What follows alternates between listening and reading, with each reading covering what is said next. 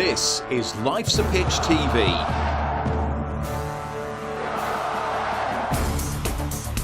Main sponsor, DPS Tech. Also supported by Lackens, all about hearing. Forward Floors, Ginger Pickle, Fred Olsen Logistics, The Dove, Seckford Golf Club, Ashford Wright, John Keeble Cars, Venue 16, The Hudson Group, Come Hither Design, Sound 4 Pro Audio, and Suffolk Sound. Our charities this year: Cancer Support Suffolk and the Ipswich Town Community Foundation.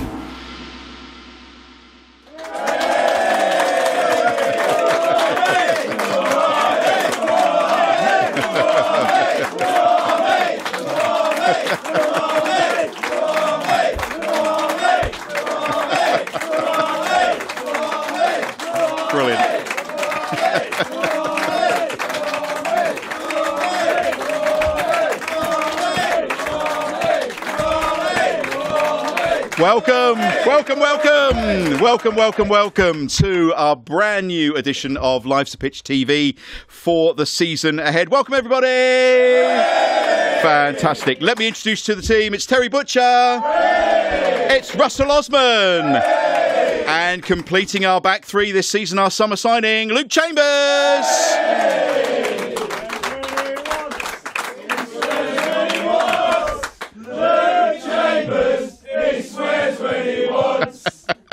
Thank you for the sanitised version of that, everybody.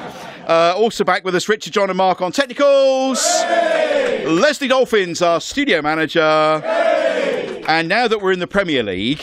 We are Premier League, say we are Premier League. We are Premier League, say we are Premier League. We've increased our capacity crowds. Hey! It's doubled in size. Would you give a big round of applause and cheer? The Churchman Stand, sponsored by John Keeble Cars. Hey! And the North Stand, sponsored by Ashford Wright. Hey! Oh, I think Churchman's were giving the North Stand a bit of a run for their money there, actually. Yes, very good, very good. And our studio crowd tonight, you have actually physically got the hottest ticket in town. We are melting in here, but it's just so fantastic to have you here. We're here on YouTube, we're here on podcast, and also on Suffolk Sound as well. So back on the radio where Life's a Pitch began all those years ago. We've got a new set and some new features. More to come on that as the programme goes on. But let's say hi to the boys first of all. Evening, Butch. How's your pre-season been? Long. It's been very long, but getting excited. Just with all this big crowd. Dave, the sausage roll man's here tonight. I know. He's seen the size of the crowd. He's going to have to start work on a Sunday, let alone a Monday or Tuesday. Wow, this was just brilliant. It's great to be back with everybody. Great to be back. And we've got the Rocky Road as well, haven't we? We've got Rocky Road and sausage rolls tonight, which is fantastic. We've got Rocky Road coming out of our ears here. Yeah. Welcome back, Russ. How are you? I'm very well, thank you, Mark. Hi, everybody. Great to be here back again. Good pre-season? Yeah, very nice. I'm looking forward to sampling the sponsors' beer this year. Oh, yes, our new BT's Bar sponsors. Yes. And welcome, Luke Chambo joining us. So we now have a back three on Life's a Pitch TV. Who would play where? Well, I've asked them that already, Mark, and they've both said the left side. So I think we've got a little bit of discussion. We'll have a few of those new beers like I'll go in the middle. Okay, Terry? There we go.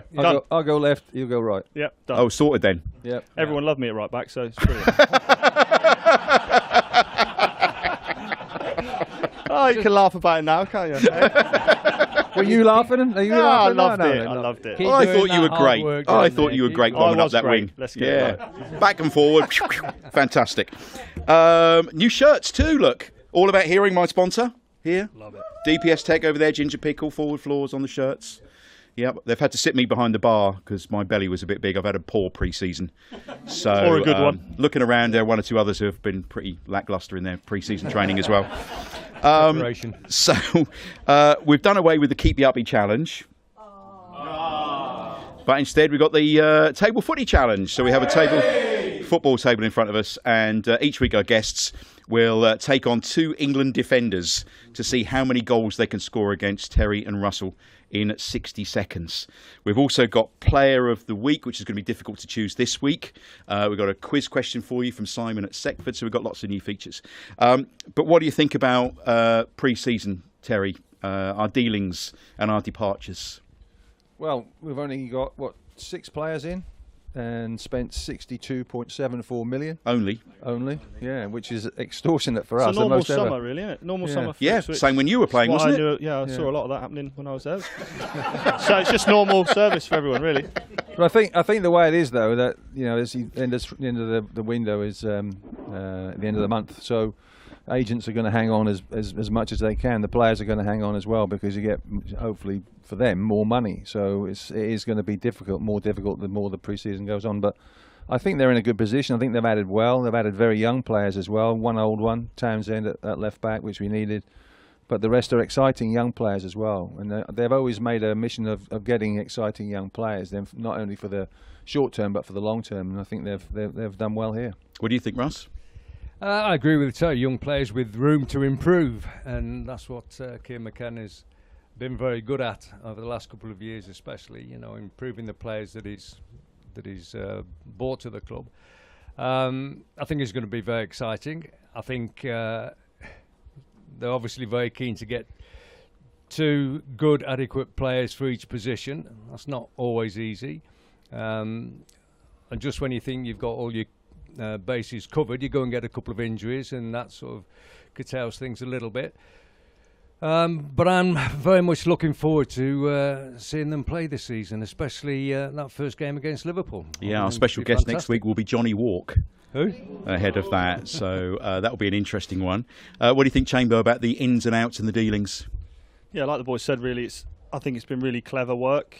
At the end of the day, there's going to be a lot of people, like we mentioned, agents before, and the prices that Ipswich will have to pay will be inflated, because they know that when you come up from the Championship, you have to spend a lot of money. So what they've done, the business they've done, and with Kieran working with them, with the team they've got down there, they're only going to improve those players, and they're players that you would probably imagine, like some of us were questioning at the start of last season, can the boys step up?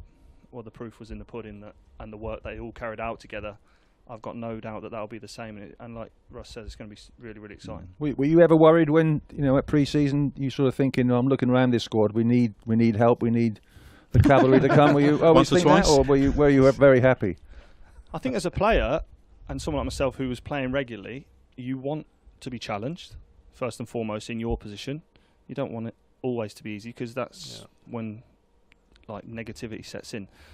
But you always want new players. It's the best feeling in the world. You turn up to pre-season and you're hearing the rumours of who we're going to sign or who might join, and you have 3 or 4 new faces in the first day, in the first week, and you're like, that's a signal of intent. Like, that's what you want to get behind.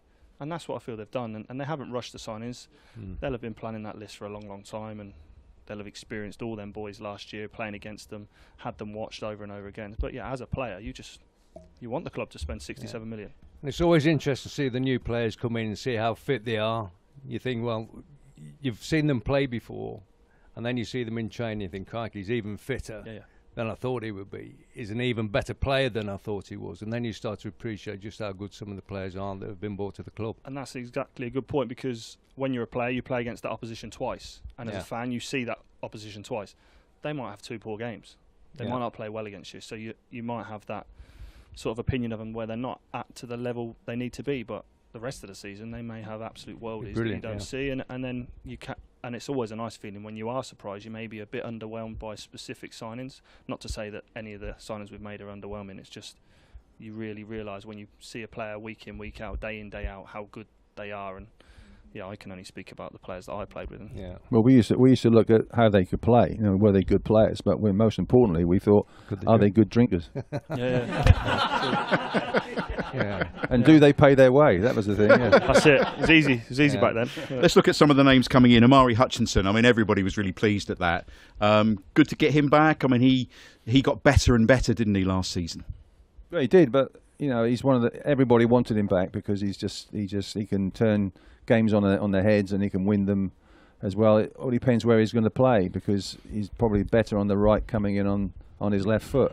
But we've got Burns on the right, but he's great to have. And when you have competition for places all over the pitch, as Chambo says, it adds to the intensity, it adds to the quality of each player as well, because they want to be in the team. So, but they understand it's a squad game now more than ever, and they know that they'll get their chance, but then they've got to take it. But I think it's exciting. It's lovely, isn't it? As fans seeing how many millions we're going to spend, it's just incredible. Unbelievable, yeah. Wow. What a journey it's been for it's 2 incredible, years isn't it? at least. You know what I mean? It's just incredible. Amazing. And you're talking about having Wes Burns and Amari Hutchison as your right-sided options, and that's not to say anyone else can play out in those positions. But They should have Luke Chambers overlapping them, should they? Or things like that? I couldn't do it now, mate.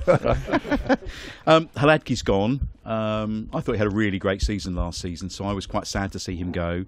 Our new keeper, Muric, does seem to have a bit of a desire to go forward and to play the ball out, and we were all a bit worried about that with our previous 2 goalkeepers, and I think he's going to be doing that even more than what we've seen before. He loves to come right out, and is that a worry, or should we just let them get on with it? They know what they're doing. I think they know what they're doing. It's a bit scary as a fan, though. You sit there going, "Oh my God." Well, call me old-fashioned, but if the most expensive players are the strikers and the midfield players, they must be the best players, and I think they should have the ball a lot quicker.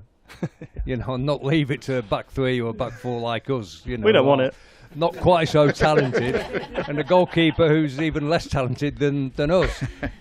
So I'm one of those that likes the ball to get forward a little bit quicker. To the best players that we have in the side, apparently. And a quick word about Hurst being out. Does this mean that we should break the bank and get Schmodics in from Blackburn? Yep. Capacity crowd. What do we think? Yeah. I mean, they must know all about Schmodics because they've been in with bids and everything else. Been in for a long time. So hopefully we can get our man. But it's like the agent. You don't know if the agent's playing a bit cute to get more money and everything else. So I'll text him tomorrow. See how he's. Yeah, He wants to leave, doesn't he? By the sound of it. Well, he obviously wants to come here. Yeah. But that's the game you have to play. It's a bit cat and mouse, and he'll be doing what's best for him, his family. Here. His agent will be doing what's best for his agent. Would he be? We're going to do what's. I think it'd be a great sign, but sort of comparing the 2 players, Hursty and him, it's totally different, isn't it? So he's going to be difficult to replace, as we saw last year. Obviously, Kiefer came in and done really, really well, but when Hurst was back, it really went up a notch. And obviously, when Wes came back in on that right-hand side and freed other people up, again, the results Where came. else do we need to strengthen, do you think? We still need a few more, do we? Yeah, right back. Kieran said we need a few we more. need a right back. We need, I think, for me, central midfield player. Someone with a bit of pace in midfield. Bit of pace, bit of quality, and a left wing, a left-sided player. I mean, we've got Broadhead, and we haven't got much else. But then we play very, very lopsided, don't we? We Yeah. have Leaf plays high and wide on the left, which allows us to play with 2 or 3 number 10s at times, and Broadies tucks in. So that's where we get our width from. But yeah, to have an out-and-out left-sider to rival Wes and to join Wes and give us another dimension, I think that's what will be needed. I think definitely. with the 2 promoted teams, Southampton and Leicester, with us, we were probably had less passes as a team, which indicates that they do get the ball forward quicker than the other 2, and I think that's what Town do. And I think that people was talking, especially when Maresca was at Leicester, it was a complete nightmare, and the fans were watching the game like that because they're playing all the passes across the back. We don't do that. Kieran doesn't want that. You do play passes, but you're looking to get balls into those number 10s. Yeah. So the way that they play is a good way of playing. That's why I think they'll do very well. Yeah, we messed it up a couple of times last year, and Hladky, bless him, I thought he had a great season because he did exactly what Kieran McKenna asked him to do. Play out from the back. And occasionally that's going to go wrong, isn't it? Bring everybody into the game. It's accepted as part of the game. Yeah. And you've truly got a manager who is confident, look, this will go wrong. I will never dig you out. He didn't drop him, did he? He didn't criticise him. It's like part of the game, and then he might have made a mistake, but next time he's saving the team with one of his amazing saves. I don't think we can read much into the pre-season friendlies, and we shouldn't really read much into pre-season anyway. But I'm just intrigued by what they're doing now for pre-season and what your pre-seasons were like. What were yours like, Chambo? Did you have some nice trips abroad and the lads all behave themselves? Yeah, always behave themselves. I was in charge, wasn't I? So yeah. They did. They did. They were all right because we had Mick in charge, and you didn't really want to upset him too often. So you didn't really want to risk what the outcome would be. I would have upset him. Yeah, certainly. I've got no doubt. You do that a lot of people, Butch. To be honest. I did. Yeah. Pre-season was good, wasn't it? So you had to sort of keep an eye on one or two. Yeah, there were curfews. There was. Listen, there was stuff that did you ever actually break happened. a curfew? Me personally. Yeah. That's what they're there for. Yeah. Breaking. Yeah. Absolutely. No, I didn't want 2 weeks' wages. I bottled it, to be honest. J-Tab did once because he went and got the kebabs for the lads, and then Mick done him a week's wages, and we were all sat upstairs in the hotel lobby. So he didn't. I don't think he spoke to me since, to be honest. Yeah. So he had a whip round and sort of squared him up for them. He just had to hold it. Should have gone to the kebab house earlier, shouldn't he, for the lads? Should have done, really. Oh, it's a tough school there, wasn't it? Tough school. Well, did you ever break curfews then, boys? Yes. Yeah. On a regular. You should have said, do you actually keep curfews? And we'd have said no. No, they're there to be broken. No. Any moments that spring to mind from those trips? Several. Several. Yeah, going to tell us about them? Moving on. Well, it was all Holland. We used to go to Holland. Zeiss was. Zeiss was. Franz Tyson was. We'd like to say he led us astray, but because we used to look across the room to him. We'd had our meal after the game and we got a free night sort of thing. But Bobby wanted you to back about 12. And then we used to have a bit of a nod and that and sort of thing. We'd be like this, food, drinks. So we used to meet outside, and Franz would show us everywhere, in Amsterdam or Rotterdam or wherever it was. It was great. It was really good. And you always think you're going to get away with it, and you get back to the rooms, and there's Bobby Ferguson or there's Bobby Robson in the corridor, and you get done. But we used to be playing tournaments, and you used to get 100 quid, 200 quid. I think it's taxman won't be bothered about that now, but and we used to get that as a fee, which was quite a lot of money. So. But we used to blow that on the trip, so I used to tell Reese and my wife. Try and sneak back and things like that? Or? Well, we did, but it never worked, of course. But I just tell Reese, and she says, "Did you get any sort of bonus or sort of thing?" I said, "No." But Bobby took it all. No. Bobby took it all. She knows now. It was just amazing that you never got lost on one of those nights, because you'd be in bars, in towns, in little villages, wherever. And like you say, Amsterdam, Rotterdam, middle of nowhere. You never got lost. You always managed to find your way home in time for training the next day. Amazing. You used to take a cricket bat with it, didn't you? Remember taking the cricket bat? Yeah, we had a game of cricket. And we go Lights Out? What do we use it for? No, not Lights Out. No, it felt like I've been hit by a cricket bat when I was there. But we used to go into the squares and play the cricket. And we were in the corridors. The corridors are big corridors. All the boys used to sit in their rooms. So they'd look at you, come down to bowl, at the guy down the other end, and every player stayed in their room when you bowled, and when the ball went past them, they used to pop out as fielders, and you used to whack it, and it was be like real cricket where it would bounce, bing, bing, ding like this sort of thing, and then they'd catch it. Well, we had some great fun. That was perhaps we need to bring that back. Yeah, that was a sort of preamble for us going out. So excellent. Well, look, we've got lots of new features. It's Life's a Pitch TV on YouTube and podcast and on Suffolk Sound. And it's time now for the Life's a Pitch TV Player of the Week, sponsored by the Dove in Ipswich.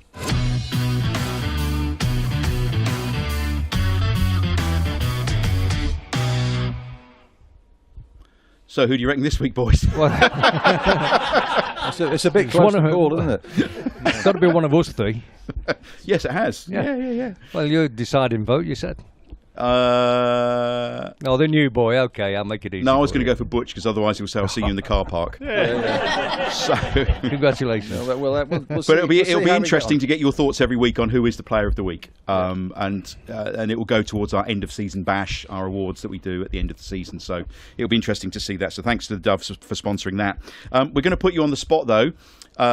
We have a quiz every week now. This is brand new. It's a question for you, Terry, and you, Russell. And Chambo's going to do his best to help or hinder you on this. It's Ask the Legend, and it's sponsored by Seckford Golf Club.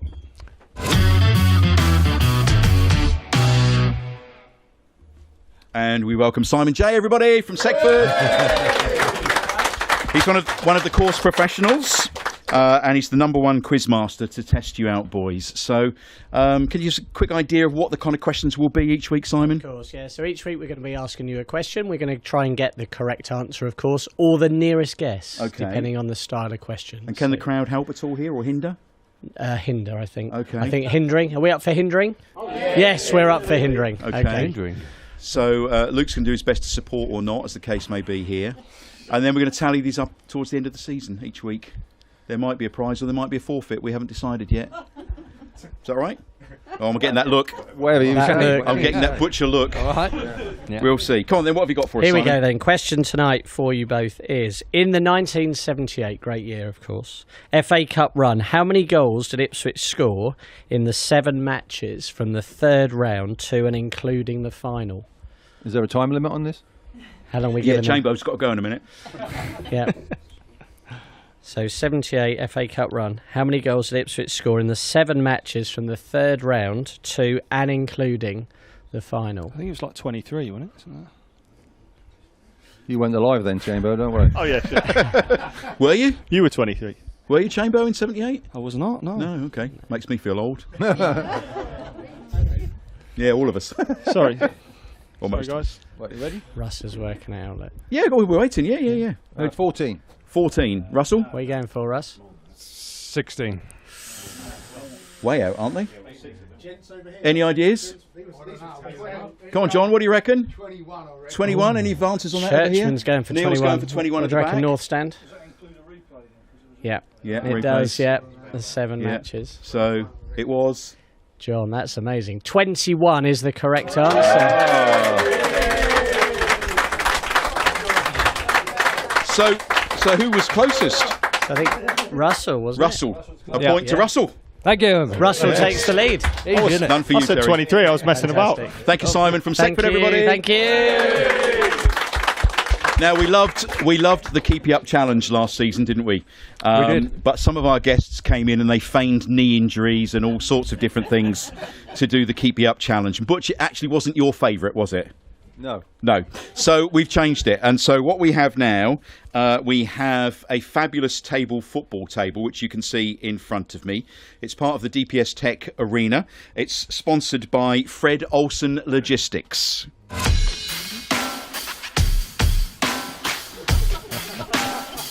Oh, hello. So basically what we have is we have 2 England defenders. Do you want to put your microphones down and please come and take your places on the blue sticks, okay? The blue sticks. Come on, boys. We haven't got all night. Come on. Hear those Someone creaking point the blue bones. sticks out to him. Other side. Yeah, other side. So we need a challenger. And let's get Chambo on. So we're going to give you, Chambo, 60 seconds to see how many goals you can score. We're not worried about how many goals you boys score. You are defenders. Chambo, you're a striker tonight, okay? 60 seconds to see how many goals you can score in 60 seconds. We've got our leaderboard up behind you. You're guaranteed to be top of the leaderboard. Are you ready? Can these head it? You can do whatever you want. In off the backside, off the head. Are these two going to mess around by getting the balls out The really slowly? the balls are down the bottom here, look. So you can be in charge of the balls. Okay? Apart from half at the other end. Balls either end. So let's see how we go. We've got a camera above your head so we can all watch and we can all cheer when those goals go in. 60 seconds starts.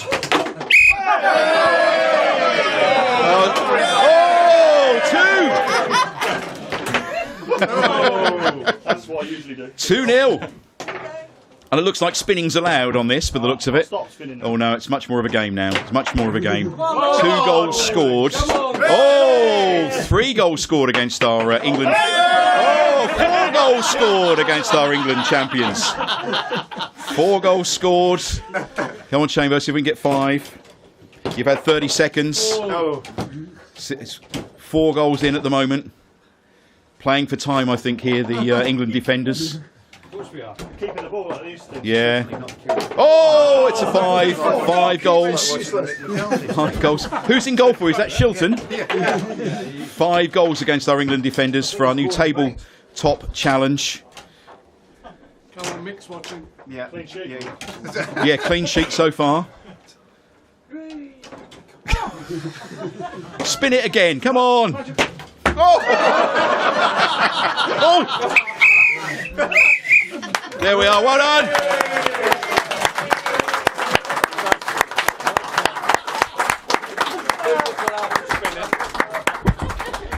Top of the leaderboard. 5-0. 5-0. Did you ever have a 5-0 against you? Yeah. Who was that? I'm not telling you. Okay. But thanks for that anyway. No, it's okay. I just thought I'd We used to win 5-0 quite a lot. So We yeah. didn't. I know, yeah. Yeah. Brazil, yeah. England against. Just Didn't McDonald get 5 goals once? how old do you think I am? Old No. McDonald. McDonald did get 5. Yeah. We'll do that next week, and you'll be playing against. It'll be England Scotland next week because it will be Johnny Walk. All right. They were quite hefty England-Scotland rivalries, weren't they? You two had with him and George, of course, and others. Yeah, Brazil. Yeah. Yeah. What were they like when you were playing against each other, teammates? It was quite, Easy, weren't they? it was easy, yeah. Yeah. It was quite Easy. exciting. The worst thing is I had to try and get Brazil out of my back pocket, and it was quite a hefty challenge, I'll tell you. So yeah, but we had some great games against them. We invariably won, I think. Yeah. Dressing room banter when they got back? Yeah, it was good. All the time. Merciless. Yeah, it was great. That's what it was. That's what it was all about. But it was good fun. Well, Scotland wanted to take on everybody, didn't they? Yeah, they wanted to. You know. Yeah, but it was good. It was good to beat them because it's a big thing, isn't it? Beating the Jocks. It really is. Well, we'll find out next week. We will. Yeah. Yeah. Thank you. Look, we're halfway through our brand new show. It's on YouTube, it's on podcast, it's on Suffolk Sound. Our capacity crowd are here. They're melting because I certainly am. It's really hot in here. But it's time to say goodbye to Chambo because he's got to go. And we'll see you in a couple of weeks because you're not here next week, are you? You're off elsewhere next week. But welcome to the show and thanks for making your debut tonight. And it's great to have you as part of the team. Delighted to be here, guys. Thanks ever so much. See you in a couple of weeks. Luke Chambers!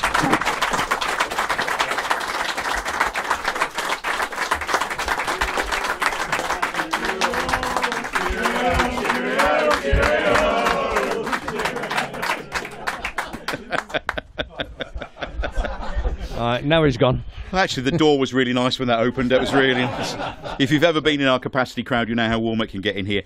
If you want to be part of the capacity crowd, you can apply via our website, lifesapitch.tv, lifesapitch.tv. Now, we need a guest to go onto the sofa over there. And would you please welcome our next guest? He's put together a fantastic book all about the Ipswich Town legend that is Mr. George Burley. All to play for, playoffs, promotion, Premier League, it was all to play for. And the author of the book is the guy that put, and many of us have got this, the great UEFA Cup book from back in the day, which you'll agree was a fantastic book. So please welcome onto our sofa, Neil Prentice, everybody!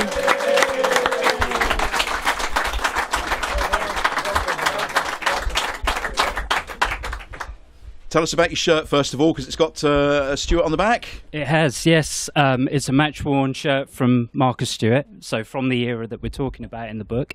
And he wore that for a famous match against Tottenham when we only beat them 3-0 on a very cold day in December 2000. I'm sure lots of you remember it. I think we'd settle for a result like that this season, wouldn't we? Yeah, I think so. We certainly would, yeah. This UEFA Cup book that you put together, I know lots of us got that. I love that. It's a beautiful, beautiful book.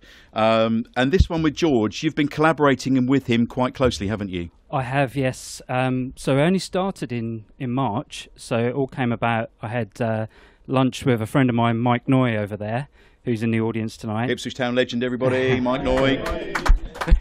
And I said to Mike, I've got an idea about writing a book about George's time as manager. And he said, that's a great idea. I'll give George a call and I'll introduce you. So by the time I'd got back to my desk, Mike had made the call, set up the meeting. I met George the next week. He agreed to do it. And then since then, I've been busy. Yeah. I think we've got a picture of you and him collaborating together. I think we can probably get that up for...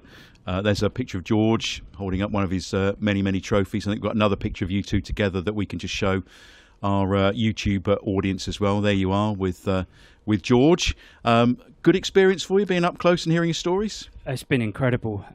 We've spent 15 hours together working on the book, going through every aspect of his career at Ipswich, both as a player and as a manager. Thought it was really important that we covered his time as a player because so much of that informed what he went on to do as a manager. He was very influenced by Bobby Robson and the team that you had, and being part of that. And it was an essential part of it, really. But the focus of the book is about his time as a manager. It's not just George, it's all of the players as well. Yeah, a lot of contributions. Did he take much persuading? Because that's his first book, isn't it? It is, yeah, and I was really honoured that he agreed to do it because Mike had said to me that he'd turned down offers before to write a book. So when he agreed to do it, and he agreed straight away, I think the 80-81 book was really helpful in persuading him that I had something different in mind. It wasn't a straightforward autobiography. It was, something a little bit more involved. and because I wanted to get all the different facets of the club across as well, I think that's what sort of incentivized him really. And a lot of stories from people who George has touched through football, players, supporters like me. I've got a little bit in the book as well, and it's a really interesting perspective from different people about his time. Yeah, what I wanted to do was try and capture the whole spirit of the club, not just on the pitch, but off it as well. So I was fortunate enough to sort of be involved in my role at Jacob Bailey. I was producing magazines and brochures and working closely with Mike and lots of great people like Mike Brooks and Paul Clouting and Alicia Gooderham and Richard Powell. So many nice people. All the names from around 2000 particularly. Yeah. Edwina in reception, Pat Godbold, of course, I'm going to see tomorrow. Can we just say hi to Pat, because she's retired officially the other day. So can we have a round of applause for Pat? Evening, Patricia. Sorry to Neil and to all of our other guests, but she's been our favourite voice, hasn't she, Pat? Yeah, we've got to get her back for episode 3. But sorry, Neil, carry on. Too right, yes. Yeah. So, I mean, Pat was just great. So I worked with Pat on all of the frames that used to be up in the corridors. And I remember meeting Pat, and she took one look at me and thought, who the hell is this young lad? What use is he to me? And we got chatting, and she realised that I had a really deep understanding and interest in the club. And then she went off to this little cupboard that she used to have, and she pulled out these Alka-Seltzers. And she said, what are we going to do with these? They're Mr. John's Alka-Seltzers. We've got to find somewhere for them to go. He'd been dead, I think, 20 years at the time. So it was, but that's Pat, isn't it? Yeah. You unearthed all sorts of stories, I'm sure. What are your favourite stories about George to talk about today? There was one when he walked through the glass door at the Belston Brook Hotel one Christmas, I think, and I was walking into the Christmas lunch, not walking away from it. I think he just banged his knee and the whole front door just shattered, and 12 o'clock in the morning, wasn't it? Yeah. Very early, on the way in. Did he tell you the story of when he was in hospital with his knee, with Dandy? Was it the surgeon, Mr. Dandy? Yeah. And we all dropped off on the way to a game. Obviously, he was injured, so he missed the game. But we all brought in a visitor for him. You did? Yeah, it was a black blow-up doll, wasn't it? Yeah, it was an inflatable, and that's in the book. And you rearranged the fruit as well, I believe. Well, yeah, that did come. You've got to elaborate on this for us. Well, with the fruit. The fruit. I think you can make your own minds up with the fruit. He blamed Paul Mariner. Yeah. Yeah. But the doll was wearing my coat. That was the thing. Yeah. Oh, so she walked in with you all, and yeah. So we got her in. We smuggled her in, and then presented it to George. I think Jill was there. She might have been. She was there. Yeah. So as soon as we saw Jill, we thought, right, that's it. We've got to get out. Get out quick. Well, I think the bit of a word of advice was to George: don't give it a love bite, whatever you do. There were certain people in the audience wouldn't understand that, and I apologise about that. It's good advice for everybody listening and watching at home as well. George has combined 913 matches as a player and a manager. Is stunning, isn't it? It is, and funnily enough, it's a record that I don't think many people are aware of, because when I sort of was calculating all of the games that he'd been involved in, so he'd done 500 exactly 500 as a player, and then 413 as a manager. So together, he's been involved in more games than any other personality in the club's history.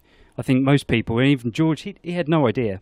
He had no idea that he'd been involved in more games than Bobby Robson. And he missed a lot with his knee injury as well, didn't he? Yeah. Nearly season and a half's worth of games. Yeah, 40, 50 games, yeah. It's like the only bad injury that he had, and it was a bad one. And we missed him that year. And he was the first player to ever recover from a cruciate ligament injury. Yeah. Which is incredible. Yeah.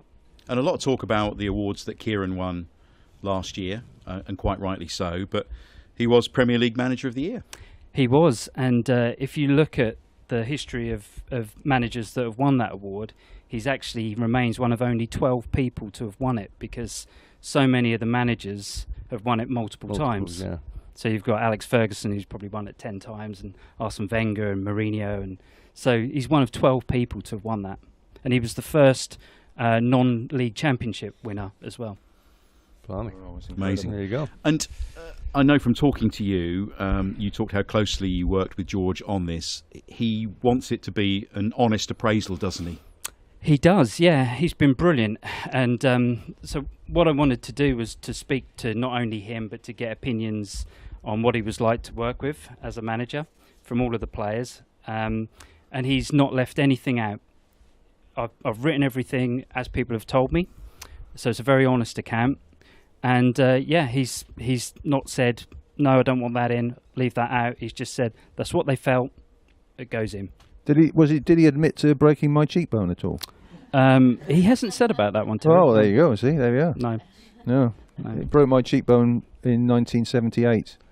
Well, night out or no? We playing were playing Bruges, and it was we were then playing in obviously the Charity Shield when we got back. Oh yeah. Not for me though, because the ball went on the right-hand side high in the air, and I've run across, and as I've headed it away, I felt a bit of a pain in my cheekbone, and that was George. George got there as quick as he can, is what he said afterwards. Broke my cheekbone. But I missed the Charity Shield because of the cheekbone, and it was a good one to miss because we lost 5-0. Yeah. That's I why we lost. When you lost 5-0. But I wasn't playing in that. I wasn't playing in that, obviously. I was in hospital. But, we had a few missed that, I think. Yeah, there's a lot. Kevin, Alan, you. We had a pretty depleted team for that Charity Shield game. We did well to keep it at 5. Yeah. What are your memories and thoughts of George's time as a player? George, well, when you hear him talk about the day he made his debut against George Best, you know, and he's still a lot of people could have like shriveled up and disappeared under that sort of challenge. But George thrived on it, really, you know, and his dedication to his job as a player, which is why I didn't know George as a manager. You know, we'd gone our separate ways by then. But as a player, his work ethic was terrific. You know, we had a certain style of playing where we would like to get the ball from the back players to the front players as quickly as we could, as safely as we could. You know, and for George, it was a case of finding Paul Mann or Trevor Weinmark or Eric Gates with a forward pass. And he would practice and practice and practice his delivery, you know, for hours after training. You know, his final ball into the box from the advanced position, you know, and that was from somebody who was an established quality international right back. He was still working hard at it all the time. He also used to work hard one-on-ones. Yeah. His dedication to that was after training, he would get the younger boys or somebody in the squad to just keep taking him on. He'd probably do about 20 or 30. After training, because he was so, he wanted to be perfect. He wanted to be right, and we just used to just stand there and just admire it because he'd win virtually every tackle. I mean, if you want to be the best, you have to keep practicing and trying. He would watch when the guy took a touch on the ball, and as he took a touch on the ball, he would go towards it. And he was opinionated, George. You know, if he disagreed with something that Sir Bobby wanted him to do, or whether it was Sil Lee or Bobby Ferguson. You know, George would stand up to him and say, no, I don't think that's right. I think that's the wrong way of doing it. You know, and he really would stand his corner and like go head to head with him about things. So he was his own man, and that obviously gave him a lot of credence as a manager. One of the big sections of the book is with David Sheepshanks talking about George. Is that as a player and as a manager? Just as a manager. Okay. Because you know, David came in as chairman just after George had been appointed as manager, and I think really that period was very much them as a double act. And personally, I think we were very lucky to have them. I think they were brilliant together. So I was really intrigued to learn about the relationship that they had. You know, as obviously things went well, there were challenges. There was the playoff defeats that they had to overcome. So David and the board had to be really patient and really supportive during those points. They enjoyed the success together, which was fantastic, and then they enjoyed a sticky period as well, and ultimately obviously David had to let George go. So it was really interesting to hear David's thoughts and to get his viewpoint on their relationship, and also his commentary on what happened at the club during that time. Any other stories stand out from the players that you interviewed? So many. The players have been absolutely amazing, and you know what I sort of see my role as in the book is really about being a facilitator who's trying to communicate what the players are wanting to say to the fans, and trying to help the fans to feel like they're being told these stories, you know, as if they were there listening to them. And was the title of the book is All to Play For? All to Play For. That was one of his phrases, wasn't it? He used that all the time. Yeah. All to Play For. Yeah. Well, it never felt like we had a dead rubber under George. Every game there was something on it, whether it was at the start, whether it was, you know, trying to stay up.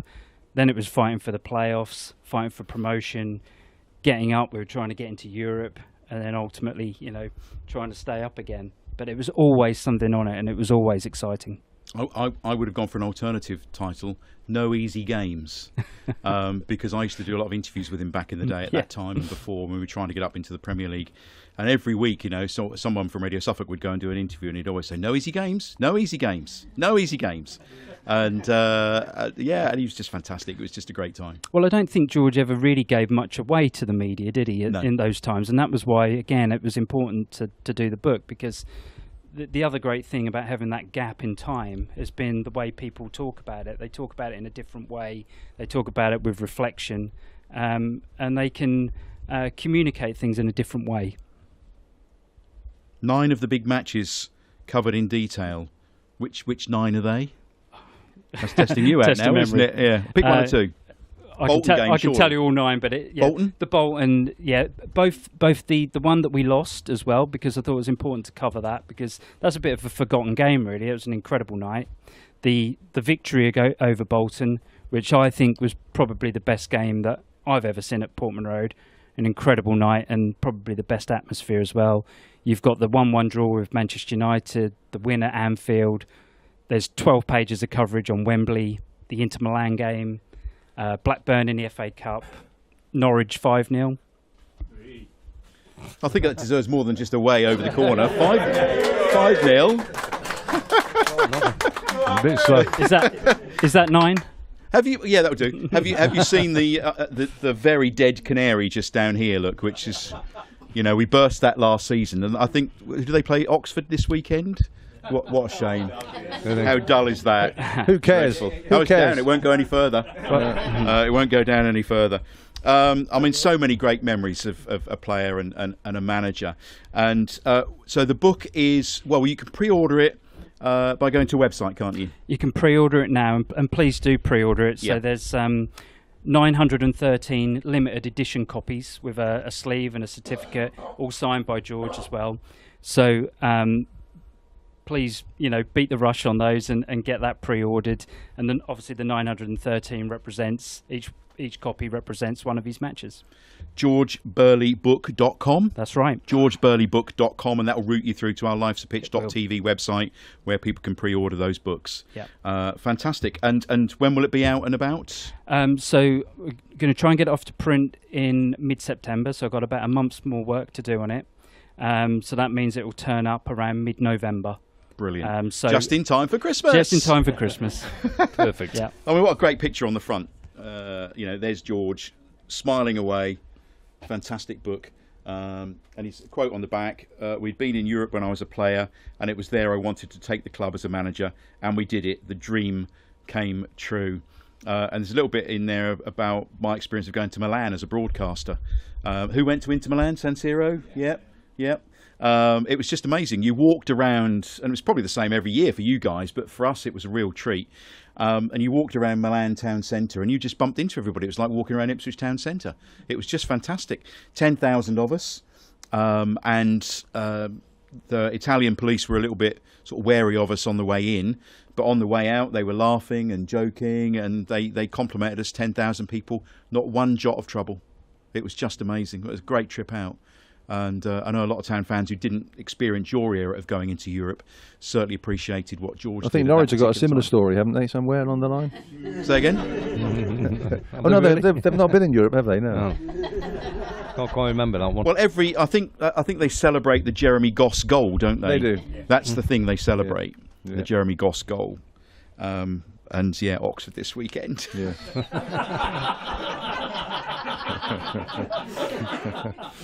Come on, Oxford. I said for years that the natural order would be restored, and it's taken quite a while, but now the natural order has been restored. We're back where we belong, aren't we? And they're back where they belong. But they could slip even further. GeorgeBurleyBook.com. Go to that and it will route you through to our livestopitch.tv website. 913 advanced copies. They'll all be signed. And it genuinely, I've seen a lot of it and it is fantastic. It really is. It's the UEFA Cup book you did was pure quality. And this is way beyond that. It's just a lovely glossary. And I think it's one of those books that you can just pick up, put down, pick up, put down. You don't necessarily have to read it cover to cover to begin with. Is that what you're aiming for?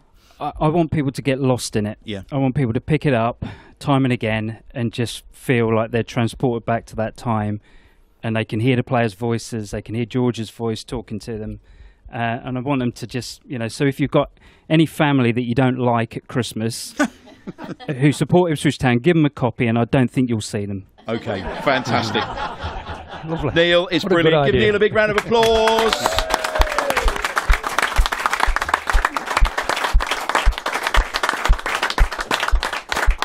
Stay seated on the sofa over there next to our legends. It's time for our On This Day in History. It's sponsored by Fred Olsen Logistics.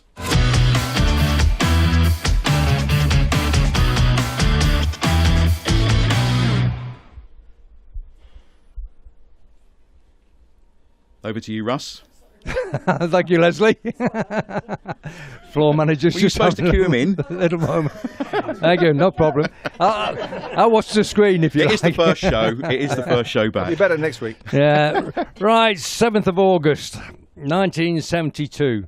Towering centre-half Phil Whelan was born in Stockport. If you remember Mr. Phil Whelan, he was signed by John Lyall. He headed home on his debut in a crucial 2-1 win over Southend United in the 1991-92 Division 2 winning season. He won an England under-21 cap and was later transferred to Middlesbrough for £300,000. Also on this day, the 7th of August, this time 1999, Nottingham Forest were beaten 3-1 on the opening day of the season thanks to 2 goals, one from James Scowcroft and David Johnson, and Richard Naylor. Yeah, so 3-1 on the day. There's also just a little snippet from a couple of days after that, if you'll excuse me taking a chance here. Tuesday the 9th of August. I just found this quite amusing. Anybody remember Mark Fish? Yes. 9th of August 2005, South African defender Mark Fish was hauled off at half-time on his debut and never appeared for Town again after a woeful display in a 2-1 defeat at Queen's Park Rangers. Wow. Are there any other ones that I can remember in George's time? Ulrich Le Pen, Lulu, didn't last very long, did he, in George's time? Yeah. Lulu. Yeah. Lulu Le Pen. Yeah. Ulrich Le Pen. It's called Lulu. Lulu. Was that his real name, yeah? Ulrich Le Pen. His nickname was Lulu. Oh, right. Yeah. Right, well, that's all that happened on this day in history. And again, that's from Dan Botton's book. And we're just awaiting the new version, aren't we? Inspired by Russell every week, reading it out on Life's Pitch TV, Dan has done a new book. Yay! And I think it goes 15 years closer to where we are now. Does it? Lovely. So there'll be lots of sort of more recent references in Dan's book. It comes out next week, so hopefully next week on the show we'll have an up-to-date version for you to look at. And he's also done a miscellany as well, so 2 books from Dan coming out. And I think you've done forwards in each of them, haven't you? Oh, yes. Yeah, we've done, done a little bit here and there. Yeah, we've done. Yeah, we have. Yeah, you've done one and I've done one. I've done one. Yeah. Well done, Mark. That was great. Excellent. Great. Sorry, I was asleep then. I passed away then. How's that boring, was it? I know it's warm, Terry, and it's getting late. I know it's 5 to 8. Look, sauna in here. That'll be back next. It is like a sauna, so we're going to finish in a second or two. But it wouldn't be Life's a Pitch TV without the Man v Fat football results. Hooray! And Man v Fat Mark's been in touch. The Man v Fat leagues have continued through the close season, and the guys have lost an impressive 117 kilograms. If you don't know what that is, that's 18 stone in the last 13 weeks, which is absolutely incredible. Warren Rycraft has lost 30% of his body weight. Travis Simmons has lost 20%, so congratulations to them. And actually, if they'd have been in here tonight, they probably would have lost just as much as we have. This week's results: Borussia München Flapjack, 14. Ivory Toast, 14. Red Hot Chubby Fellas, 9. Galatasaray, 10. I've got to be really careful how I read this out. What's that, Mark? Be careful. The Red Cat Funts, 10. The Wickham Waddlers, 6.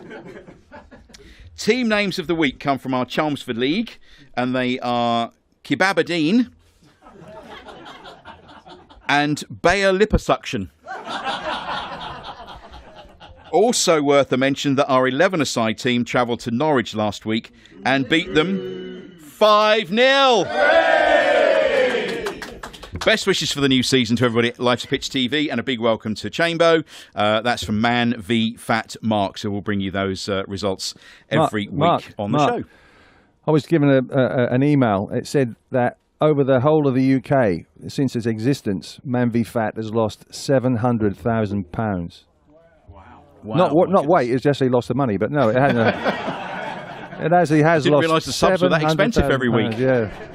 That's incredible, though, isn't it? That's phenomenal. It's absolutely amazing. But they've also made the community and everything else as well, and they've done a lot of good. Yeah, no, they're big supporters as well. So that's it for this week. Have you enjoyed yourselves, although it's rather hot? Yes. Are we looking forward to the new season? Yes. Are we going to beat Liverpool? Yes. Oh, that's confidence. I love it. That's confidence. Don't forget, you can keep up with what we're doing on our socials. You can find us on Facebook, on Instagram, also on LinkedIn and X, formerly Twitter, if it's still open after Elon Musk and others have been commenting on it. Not our posts, by the way, I have to add, just everybody else's. So keep in touch like that. And don't forget, if you want tickets to come and join our capacity crowd, we're trying to open it up to as many people as possible. So lifesapitch.tv. I think if you go on there now, it should be open for next week with Johnny Walk, who's our special guest next week. Of course, Liverpool and town legend. Yeah. So proper legend. Oh, absolutely. I mean, he was great fun last time he was here. It'll be interesting to see what he says about Liverpool, because obviously he loves Liverpool as well as us. So he'd be sitting on the fence and saying a draw, I would imagine. He'll have one of those dual scarves when he was Liverpool one side and you won't be able to understand him though. No, you won't understand him. Right? Well, we have subtitles. We have him dubbed, yeah. Subtitles on YouTube, so that's absolutely fine. Don't forget, you can find Neil's book on our website as well, lifespitch.tv, or go to georgeburleybook.com. Next week, our opening Premier League match at home to Liverpool. So as I said, our special guest will be John Walk. So we'll see you next week for that. We're going off now for a cold shower. And some ice cubes down the back of the neck, I think. But it's great to be back, and we are Premier League. Thank you very much. Blue Army, everybody. We'll see you next week. Blue Army! Blue Army! Blue Army!